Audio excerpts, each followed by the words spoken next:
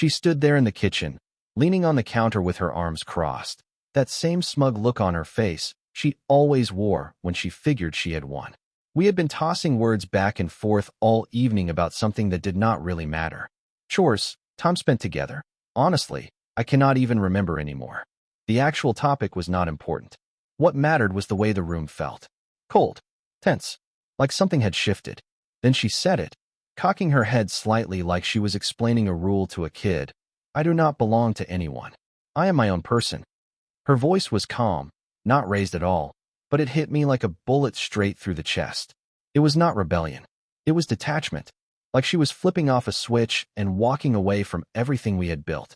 She sounded proud, like she had finally outgrown us, like we had been a mistake she was happy to leave behind. I just stared at her, trying to take it in. I let out a little laugh, not because it was funny, but because it was the only thing that came out. My brain was spinning, her words crashing through my thoughts like rough waves.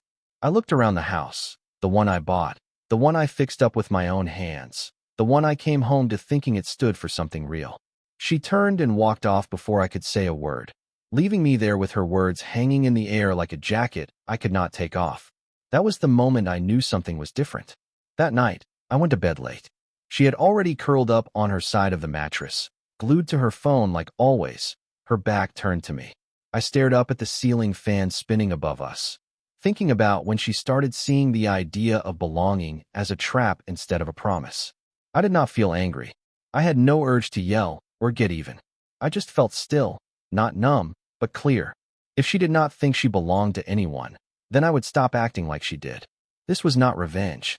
It was acceptance. The next morning, I got up early. Normally, I made us both coffee, asked about her plans, kissed her cheek on the way out. But that day, I made just one cup for myself.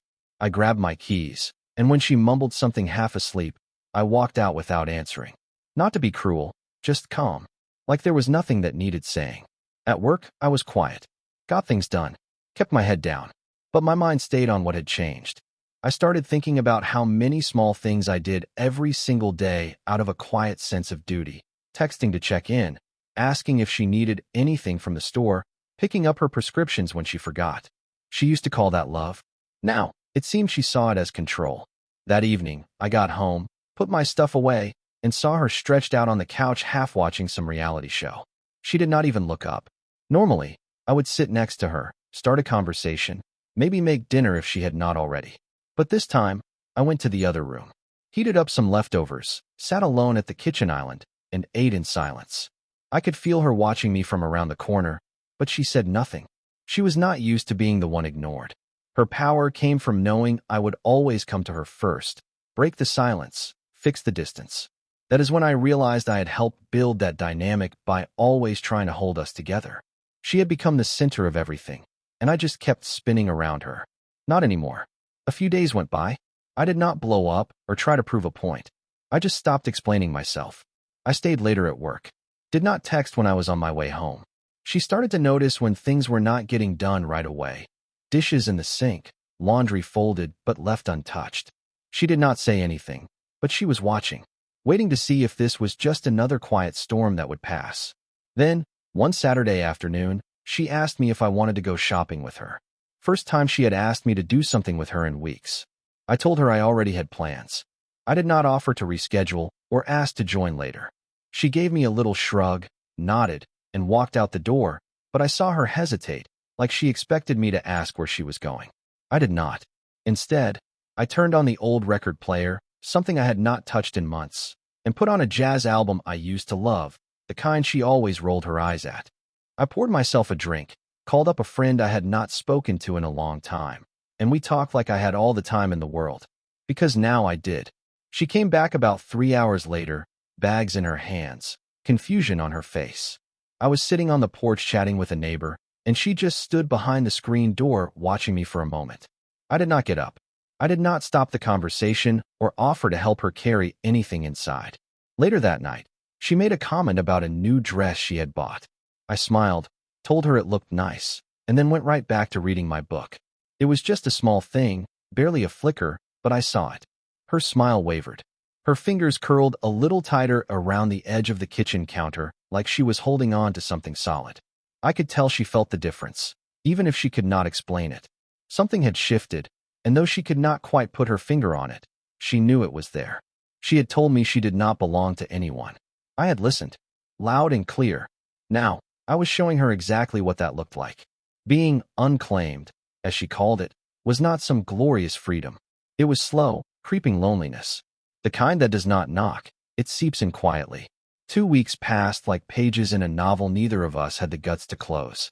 The change between us was not explosive. It was precise, intentional. I made choices carefully, when to be around, when to keep my distance. I only spoke when something actually needed saying. When she looked at me, I met her gaze, but there was no warmth, no invitation, just recognition. And she picked up on it. Of course she did. How could she not? But pride is a strong thing. She wore it like armor. Every so often, she would toss out a comment, like casting a line into the water, hoping I would grab hold. "You have really gotten into that book lately," she said one night as I sat by the fireplace, flipping through pages. "It is well written," I replied, not even glancing up. That kind of exchange became our new normal. She would try to spark a conversation, and I would respond in short, polite answers, not cold, just distant. The tension was not sharp, but steady, like a slow chill creeping through the house. She kept up with her usual routines, made her morning coffee in that oversized mug she always liked, sat under her favorite blanket, scrolling through her phone, slipped out for yoga on Tuesdays and Thursdays. To anyone on the outside, it probably looked like we were still doing fine. But inside, the emptiness had settled in. Even the Sunday dinners she used to insist we have together slipped away without a word. That weekend, I grilled for myself and ate out on the back deck while the sun dipped behind the rooftops. She came out halfway through, dressed up more than usual for a lazy evening. "Going somewhere?" I asked casually. "I am meeting Carla for drinks," she said, brushing her hair over her shoulder like it was no big deal. I raised my glass slightly. "Have a good time." She paused for a second, her eyes resting on me longer than they usually did, like she was hoping I would ask where they were going or how late she might be. But I did not. I just nodded and kept sipping my drink. Later that night, after she came home, I heard her pacing outside the bedroom door. That used to be the part of the evening where I would already be under the covers, asking how it went, teasing her about how Carla could talk a tree stump to death. But instead, I stayed in the office, flipping through old photos and sorting out emails for a project I had pushed aside for months. Truth is, the past suddenly felt more alive than whatever this was now. The next morning, she asked if I would be home for dinner. It was the first clear question she had asked in a while. "I will see how work goes," I said, zipping up my jacket. The man I used to be would have dropped everything to make sure I was there. But she did not even ask what was keeping me this time. She just nodded and looked back at her phone. Over the following days, her routines started to slip. She stopped going to yoga. Meals became irregular. Her calls with her sister ended quickly, and when she laughed, it came out thin and cautious.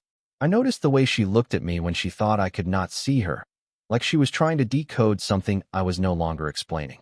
One night, I walked in to find her dressed up again. This time it was more than usual. Full makeup, high heels, the works. She sat on the edge of the couch, holding her purse in her lap. "I am going to the art gallery downtown," she said. "Claire invited me."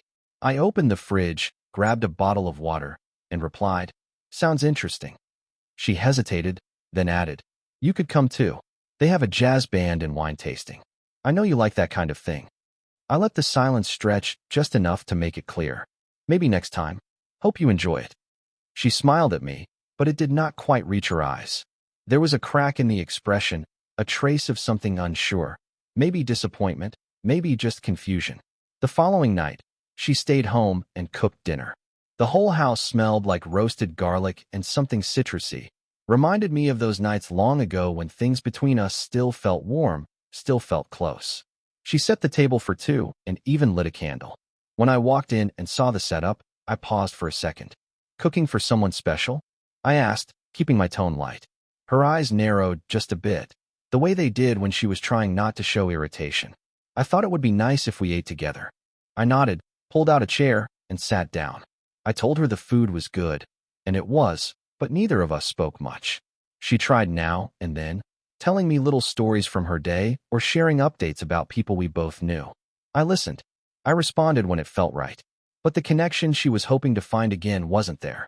About halfway through the meal, she asked without looking at me, "Are you seeing someone?"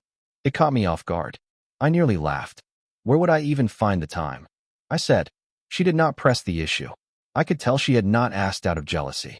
It was more like curiosity, maybe even a little projection. When dinner was done, I thanked her and took my plate to the sink. I told her I had some work to finish and went to the guest room. That used to be the spot where she would lean on the doorframe, chatting with me while I typed, just keeping me company. Now, the door stayed closed. One night, I passed the hallway mirror and saw her sitting on the couch with my social media pulled up on her phone. I do not post much, never really have, but she was staring at an old photo from a company picnic. I was mid-laugh in the shot, holding a drink, arm around a friend's shoulder. She zoomed in on it and stared. That was the moment I saw something shift in her. That look people get when they realize they are no longer part of the story they used to be written into. Not long after that, she started putting more effort into how she looked. New clothes started showing up in the closet. A perfume I had not smelled in years drifted past me when she walked by, but her eyes always searched mine, looking for something that was not there anymore. It is not that I ignored her. I just stopped reaching for her, because I no longer needed to. She had let go of my hand a long time ago. I was just finally catching up to that fact. Now, she was starting to question whether anyone saw her at all anymore. And that is when the silence started getting loud. There was a different kind of energy in the house now. Nothing dramatic, just a change in the way she moved. She walked from room to room, like someone trying to remember where they used to fit. She checked herself in the mirror more often, and the routines that used to be so natural now looked forced, like she was trying to convince herself she still stood out, that she still mattered. She began taking longer to get ready before heading out, even if she was just meeting a coworker for a coffee. Makeup, heels, dresses she had not worn in years suddenly came back into rotation. Evening walks became fashion shows. But whatever effect she was hoping for, it never quite landed. People were kind, polite, civil, but distant, and that hurt her more than any sharp word ever could. She had chosen distance. Now she was seeing what that distance really cost, not just from me, but from everyone. She had slipped out of view, and now she was scrambling to be seen again. One evening, she came out in this emerald green dress I had not seen in years, the kind of dress you do not wear just anywhere. She lingered by the front door, tapping at her phone like she was checking something important, but I knew she was stalling. I walked past with a drink in hand, gave her a polite smile, and nodded before heading back out to the porch. I did not ask where she was headed. I did not ask when she would be back. And when I heard the car pull in well after midnight, I did not get up. Not long after that, she tried something new, a different tactic. She started dropping little comments, trying to get a reaction. Danielle said I looked radiant at lunch today. She mentioned offhandedly while setting down her purse. That is nice, I said, sipping my coffee. Another time, she leaned against the doorframe while I was fixing something around the house. Some guy at the gas station called me a goddess, she said, smiling like it was the punchline of a joke. Can you believe that? I gave a short chuckle and kept working, not even glancing up. She started to get frustrated. These little stories were not pulling the response she was hoping for. There was a time when I might have raised an eyebrow, maybe teased her a little, played along with mock jealousy. But those days were behind us. Now, all she got was mild acknowledgement, and that emptiness started to wear on her. I saw it clearly one morning. She was standing in front of the bathroom mirror, fixing her earrings and dabbing on a fresh coat of lipstick. Then she stopped, stared at herself for a long second, and let out the faintest sigh, the kind that slips out when you realize no one is really watching anymore. About a week later, we got invited to a dinner party by some mutual friends. She accepted the invitation for both of us without asking and handed me the invitation like it was some shared duty we had signed up for. On the night of the party, she wore a deep red dress that fell off her shoulders and filled the air with a scent I had not smelled in a long time. Sweet, familiar, a little sad. She drifted around the room, talking to old friends, laughing louder than usual, leaning into conversations with just a touch too much effort. But something about it felt forced. I watched from across the room as she tried to light sparks with people, playful comments, light flirting, the kind of charm that used to turn heads. But this time, the attention did not come the way it used to. People were polite, sure, but distracted. Their eyes wandered. Their smiles faded fast. And then I saw it. That flicker of panic behind her practiced smile. The way her eyes darted around after one of her stories landed flat. The tilt of her head when someone looked past her to greet someone else. Every little moment added to the weight she was carrying, and by the time we walked out the door, she was silent. Sitting in the passenger seat, clutching her coat with white knuckles, staring straight ahead. I did not ask what was wrong. I just adjusted the mirror and focused on the road. Later that week, I got an unexpected email, an invitation to speak at a local professional event. It was a conference for folks in my field, and someone had read an article I had written and wanted me to share a few insights. I had not been looking for the attention, but I welcomed it. I accepted, and over breakfast, I brought it up in passing. I have been asked to speak at a conference next week, I said casually. She stopped mid-sip and blinked. Oh, that is wonderful, she said quickly, maybe a little too quickly. Who invited you? Carlos, I replied while buttering my toast. He liked that piece I published last month. She smiled, small and tight. I could see the thoughts racing behind her eyes. When the day came, I wore a clean blazer and arrived early. The audience was sharp, full of good questions. Afterward, a few people came up to chat. One of them was a woman who taught design at a local college. She was smart, easy to talk to, and not trying to impress anyone. We spoke for a few minutes, purely professional. Nothing more than shared respect and interest in our work. When I got home, she was sitting on the couch, one leg tucked under her, staring at the door. How was the event? She asked, eyes scanning me for clues. It was productive, I said. Met some good folks.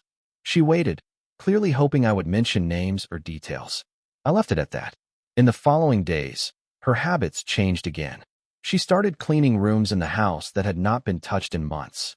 She cooked meals we had not eaten since those early days, the ones from cookbooks we bought when we thought we were building something. She began bringing up old memories in the middle of casual conversations. Remember when we got lost in Santa Barbara and ended up in that little jazz bar by accident? I nodded every time, listened without leaning into the sentiment. The moments meant something to her again, or maybe they always had, but now they were floating without an anchor. The final thread came undone during brunch with her group of friends. I arrived a little late. As I walked into the restaurant, I caught the tail end of what she was saying. Honestly, she said with a small laugh, these days he barely even notices whether I am around. Her friends chuckled politely, unsure if she was joking. When she saw me, her smile brightened too fast, like someone flipping on a light in an empty room. Everyone at the table greeted me, but I could feel the weight of their eyes trying to measure her words against the man now pulling out the chair beside her. I looked at her across the table and said softly, next time, just tell me if you would rather come alone. A little color drained from her cheeks. The rest of the meal, she barely spoke, just stirred her mimosa with the end of her straw, eyes downcast. She had removed herself from the picture, assuming the world would keep her portrait hanging on the wall. But now, even the background was starting to disappear. And slowly, she was beginning to see that. Being unclaimed did not mean she stood out. It meant she faded. And there is nothing lonelier than realizing your absence barely leaves a dent. The question came late one Wednesday. We were both in the kitchen. She was slicing a pear, and I was rinsing dishes. The silence had grown heavy between us, thick, like early morning fog that refuses to lift. She spoke so softly I almost did not catch it. Why does it feel like I'm invisible now? I paused, hands under the stream of water. I let it run a second longer before I turned off the tap and grabbed a towel. I dried my hands slow, calm, and looked across the kitchen island at her. You told me you didn't belong to anyone, I said, my voice steady. So I stopped treating you like you did. She placed the knife down carefully. The pear slices were lined up in neat little rows on the cutting board. Her eyes found mine. No anger in them. Just this quiet disbelief, like I had just spoken a truth she hoped I had not seen. I did not mean it like that, she said, her voice rough on the edges. I was upset. Maybe, I replied. But you never took it back. She opened her mouth to say more, but the words never came. Instead, she lowered herself onto one of the bar stools, her fingers picking at the corner of a napkin like it was keeping her steady. I walked over to the cupboard, grabbed a glass, filled it with water, and leaned against the opposite counter. Have you felt it? I asked.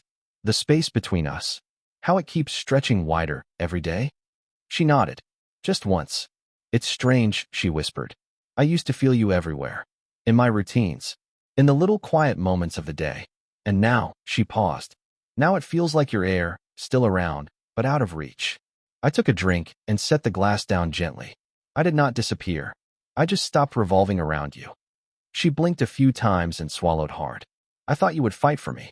That you would snap, argue, try to pull me back. I shook my head. I used to think love meant always showing up, even when it hurt, even when it was not returned. But that is not love. That is dependence. She looked down at her wine glass from earlier. Her thumb traced through the ring of moisture on the stem. I have missed you, she said quietly. But somehow, you have been here the whole time, and still I feel alone. I stopped trying to hold on to someone who cut the rope herself. Her shoulders sagged a little. That wall of confidence she used to wear like a badge was now dented, dulled. The shine replaced with something more like regret. She picked up a pear slice and nibbled at it absent-mindedly, her eyes staring through the room instead of at anything in it. It has been weeks, she whispered, and I kept thinking you would get over it, that we would go back to how things were. Things do not go back, I said. They change, or they end. Tears welled up, but she blinked them away. Her face stayed composed. Are we ending? She asked. We are already something different, I answered. Whether that is an ending or just the truth finally showing through, that is not just up to me. She stared down at the counter, her hands clenched. I was scared, she admitted. I felt like I was losing myself in this marriage. I just wanted to take something back.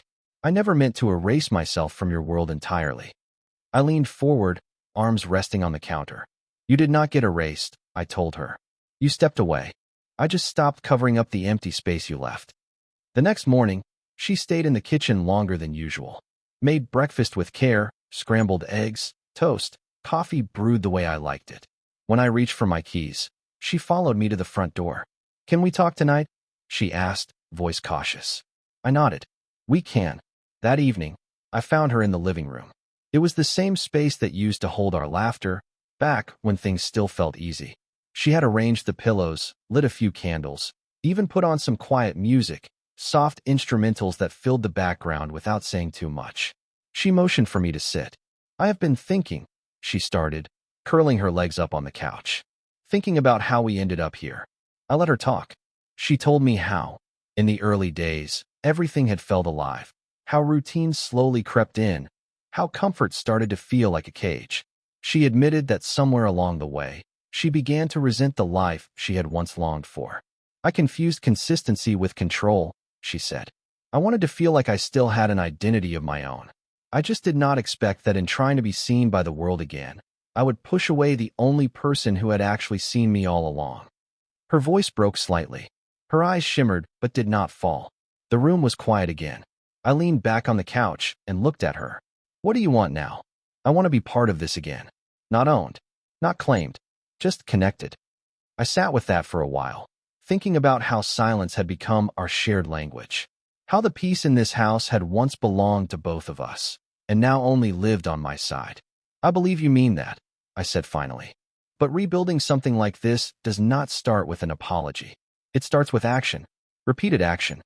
She nodded slowly, the kind of nod that comes from understanding, not agreement. I can try, she said. I will watch, I replied. That night, I moved into the guest room. No speech, no argument, just a suitcase, a toothbrush, and quiet intention. She got it. It was not about punishing her. It was about giving space, the kind that comes from choices you cannot undo with a single conversation. From the guest room, I heard her pacing that first night. Her steps were slow, almost hesitant. The television flicked on for a few minutes, then went silent. The floor creaked as she moved from one room to another, maybe hoping I would come out, maybe wishing I would say something. But I didn't. She once asked me why she felt invisible. And now, standing alone in the hallway with her eyes on the closed door I slept behind, she finally understood. Not anger, just space, just distance, and the realization that indifference can hurt more than someone simply being gone. She started getting up earlier. I'd hear her slippers brushing across the hardwood again, a soft sound I had forgotten until it returned. It became the quiet rhythm of our mornings. She began making breakfast. Eggs, toast, some fruit sliced neatly. She always set the table for two, but I sat at the far end. Just enough space to remind us both this wasn't a reunion. It was me watching, not returning. Over the next few weeks, she slowly found her way back into the flow of our shared life. She wasn't performing anymore. She was just there. She asked about my day, and she actually listened. Her eyes stayed on me, and her phone stayed out of sight. She began cooking again, not fancy meals to impress, just the simple dinners I used to mention in passing. Grilled chicken, vegetable stew, the small things I had once said I liked. Her efforts felt different this time. Less like a presentation, more like care. Still, I held back. I had to. The affection she used to take for granted now carried a weight she had not yet earned. She knew it, too. Sometimes she would reach for my hand while we watched television, and I would let her. But I would not lean closer. I would not fold into it like I once did. Trust is not a light switch. It is a balance, and hers had tipped us too far to fix things in a single gesture. One Saturday afternoon, I was in the garage, reorganizing some shelves. She came in quietly, holding 2 mugs. She handed me one without saying a word and stood next to me. We worked like that for nearly an hour, just the two of us, going through dusty boxes, sorting what to keep and what to toss. At one point, she found a photo frame tucked in the bottom of a storage bin. It was from our trip to New Orleans years ago. She smiled a little and handed it to me. I nodded. She placed it on a shelf nearby without a word. No big speech. No attempt to drag us back into the past. That restraint meant more to me than a dozen apologies. Her phone rang less often now. The constant stream of messages and invitations had slowed to a trickle. She started choosing stillness over stimulation, quiet evenings over nights out with the crowd. One night, we sat across from each other on the couch. She looked different, not because of what she was wearing, but because she was not trying so hard to be noticed. She was just there, real, and calm. That was the night she finally spoke. "I miss your voice," she said, fingers wrapped around the stem of her wine glass. "Even when you talk, it feels like you're speaking through a wall I built, one I don't know how to take down." I sat with that for a moment before answering. "Walls don't come down all at once," I said. "You chip away at them, one piece at a time. But the one who built it has to start taking it apart." A few mornings later, I heard something I hadn't in a long time, her humming in the kitchen. It wasn't a song I recognized, just something soft and tuneless. But it had life in it. She didn't know I could hear her. That mattered. She asked if we could get away for a weekend. Somewhere quiet. No plans, no distractions. Just the two of us. I said yes. We sat by the fire. We rented a small cabin draped near over both of our laps. That night, we were not tapped against the windows, but we were close enough to feel the heat between us. The kind of closeness that did not need to be forced. And for the first time in a long while, we really talked.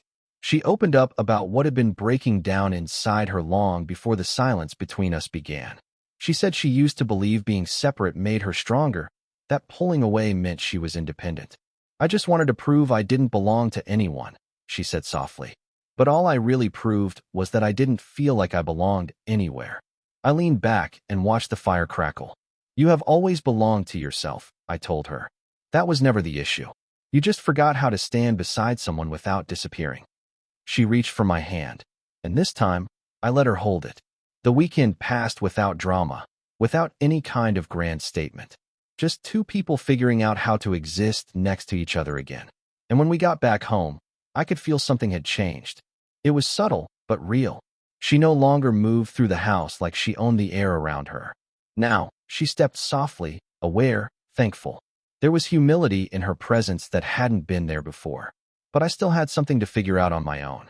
A few weeks later, my company offered me a promotion. It was a bigger role in another city, new team, more responsibility. I brought it up over dinner. She paused with her fork halfway to her mouth. "Would you take it?" she asked. "I'm thinking about it." She looked at me across the table. Her voice was quiet, but clear. "Would I be going with you?" That was the moment. Everything came into focus right there. I looked at her and answered carefully. "I don't owe you a decision tonight," I said. "But I do owe myself peace. And lately, I've found more of that in stillness than I ever did chasing something new." She did not push back. She just nodded, slowly, but with understanding. "If you decide to leave," she said, "I will understand. But if you choose to stay, I want it to be because you see me, not because you feel obligated." I did not say anything right away. I got up, cleared the table, loaded the dishwasher. Then I stepped out onto the porch. She joined me a few minutes later, wrapped in a blanket, and sat next to me in the quiet. "I remember what you said," she whispered after a while. You stopped orbiting me. I needed that. I needed to stand still long enough to feel what life felt like without you constantly circling around. I stared into the night, the cool air brushing against my skin. Silence isn't always punishment, I said. Sometimes it's the only way to speak the truth. She laid her hand gently on mine. No pressure, no expectations. I did not pull away. The next morning, I called my manager. I'll take the promotion, I said, but I want to do it from here. At least for the first year. There are things I need to finish. And that was the start of a different kind of rebuilding. Not made from apologies or repeated promises, but from quiet, steady effort. She learned to listen more, to contribute instead of compete, to stay without needing constant reassurance. And I learned how to forgive without pretending nothing happened, how to care without giving up parts of myself. She had once said, I don't belong to anyone. And now, she understood something deeper, that being unclaimed doesn't always mean you are free. Sometimes, it just means you are unseen. But this time, she chose to be present. She chose to reach. And I made the choice to meet her there. Not to possess her, not to hold her down, but to see her, really see her, as someone finally reaching back.